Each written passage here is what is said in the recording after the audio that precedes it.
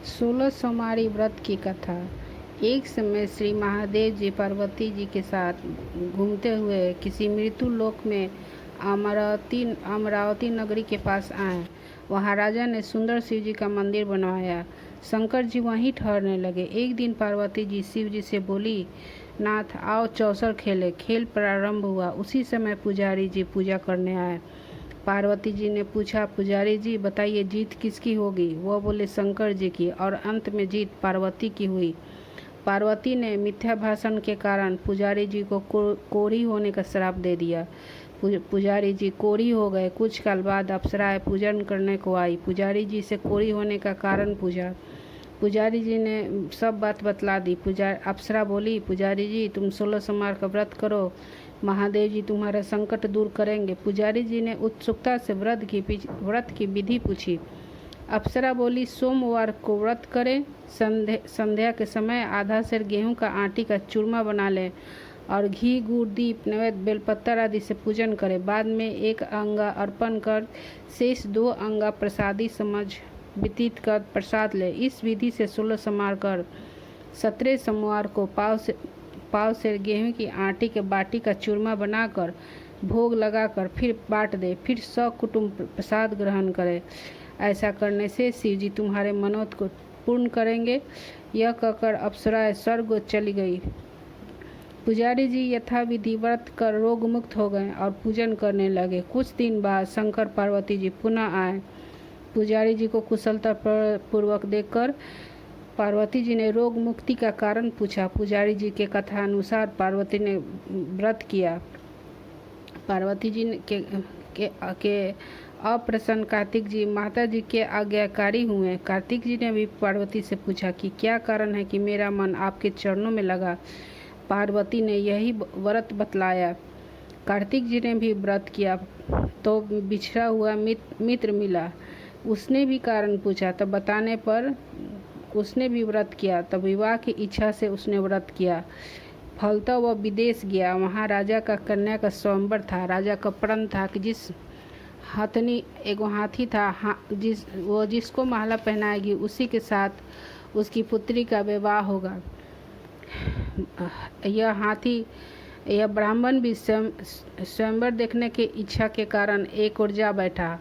अब हाथी ने इसी पंडित को माला पहनाई। अब धूमधाम से विवाह हुआ। दोनों सुख से रहने लगे। एक दिन राजकन्या ने पूछा कि आपने कौन से पुण्य किया था कि राजकुमार को छोड़कर हाथी ने आपका वरण किया? ब्राह्मण ने कहा कि मैं 16 सोमवार का व्रत सविधि बताया। राजकन्या ने सत्पुत्र प्राप्ति के लिए व्रत किया और सर्व संपन्न पुत्र प्राप्त किया। बड़ा होने पर पुत्र ने पूछा कि माताजी किस पुण्य से मेरी प्राप्ति आपको हुई? राजकन्या ने सविधि 16 सोमवार का व्रत बताया। पुत्र राजकामना से व्रत करने लगा। आनंद से विवाह संपन्न हुआ। राजा के देवलोक होने पर ब्राह्मण कुमार को गद्दी मिली। फिर भी इस व्रत को करता रहा। एक दिन उसने अपनी पत्नी से पूजन सामग्री शिवालय में ले चलने का कहा, परंतु उसने दासियों के द्वारा भिजवा दी। जब राजा ने पूजन समाप्त किया तो आकाशवाणी हुई कि इस पत्नी को निकाल दे, नहीं तो यह तेरा सारा धन सत्यानाश कर देगी। प्रभु की आज्ञा मान उसने रानी को निकाल दिया। रानी भाग कोस्ती नगर में बुढ़िया के पास गई। दिन देकर बुढ़िया ने सिर पे सूत की पोटली रख बाजार में भेजी। रास्ते में आंधी आई और पुटली उड़ गई। बुढ़िया ने इसको फटकार कर भगाया। वहाँ से तेलिक 5 पहुँची, सब माँ चटक गए। उसने भी निकाल दिया। पानी पीने नदी पहुँची तो नदी भी सूख गई। सरोवर में पहुँची तो हाथ स्पर्श होते ही जल में कीड़े पड़ गए। उसी जल को पीकर आराम करने के लिए जिस पेड़ के नीचे जाती वही सूख जाता। वन और सरोवर की दशा देख ग्वाले इसे मंदिर के गोसाई के पास ले गए।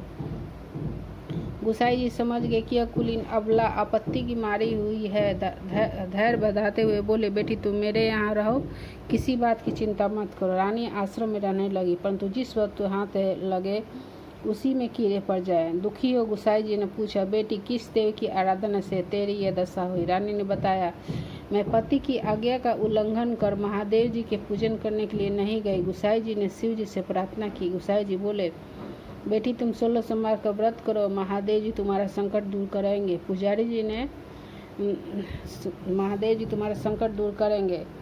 रानी ने पूजा पूर्ण किया और रानी ने व्रत पूर्ण कर लिया। व्रत के प्रभाव से राजा को रानी की याद आई और दूतों को उसको खोज करने के लिए भेजा। आश्रम में रानी को देख दूतों ने आकर राजा को रानी का बताया। राजा ने जाकर गुसाई जी से कहा कि महाराज, ये मेरी पत्नी है। शिव जी के रुष्ट होने से मैंने इसका परित्याग किया। अब शिव जी की कृपा से लेना है, कृपा इसे जाने की आज्ञा दें। गुसाई जी ने आज्ञा दे दी। राजा रानी नगर में आए। नगरवासियों ने नगर सजाया, बाजे बजने लगे, मंगलोच्चार हुआ। शिव जी की कृपा से प्रतिवर्ष 16 सोमवार को व्रत कर रानी के साथ आनंद के साथ रहने लगे। अंत में शिवलोक को प्राप्त हुए। इस प्रकार जो मनुष्य भक्तिपूर्वक 16 सोमवार व्रत को कथा सुने सब मनोकामनाएं भोलेनाथ की कृपा से सब मनोकामनाएं पूर्ण होती है इस व्रत को करने से। इसलिए ये व्रत अवश्य करना चाहिए। इसे सावन के महीने में ज़्यादा फलदायी होता है। नमः शिवाय।